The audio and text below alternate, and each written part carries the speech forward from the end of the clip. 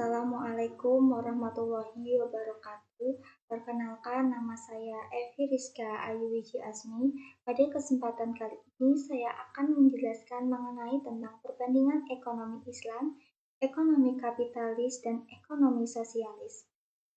Selanjutnya, materi dari PPT ini ada pengertian dari ekonomi Islam, ekonomi kapitalis, dan ekonomi sosialis.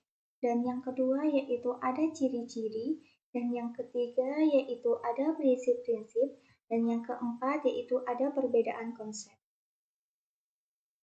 Selanjutnya saya akan menjelaskan tentang ekonomi Islam dan ekonomi kapitalis.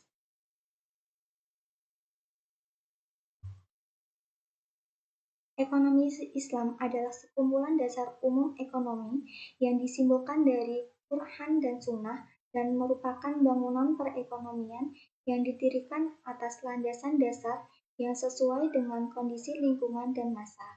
Selanjutnya ada ekonomi kapitalis adalah sistem perekonomian yang memberikan kebebasan secara penuh kepada setiap orang untuk melaksanakan kegiatan perekonomian seperti memproduksi barang, menjual barang, menyalurkan barang, dan lain sebagainya.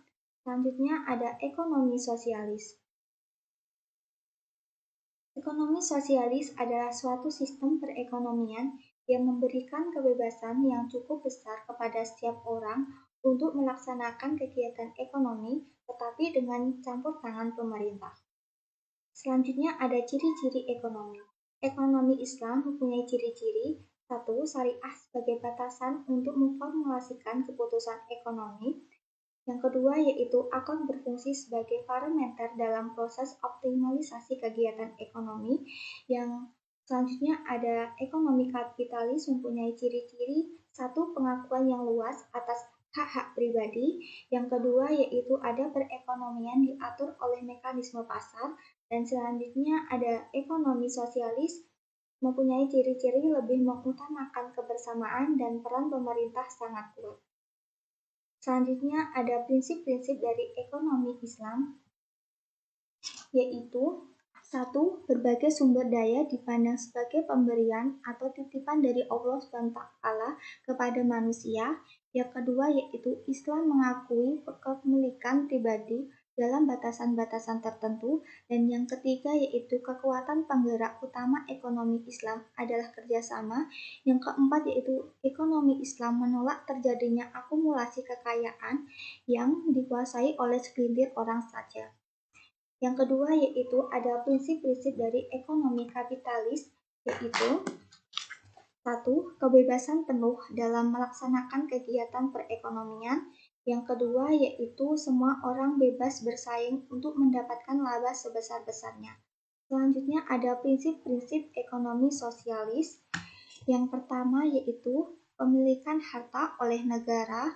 Yang kedua yaitu kesamaan ekonomi, dan ketiga yaitu disiplin politik. Selanjutnya ada konsep perbedaan. Konsep Islam yaitu sumber kekayaannya alam semesta dari Allah SWT, dan kepemilikannya yaitu sumber kekayaan yang kita miliki adalah titipan dari Allah SWT untuk tujuan gaya hidup perorangan, yaitu untuk mencapai kemakmuran di dunia dan di akhirat.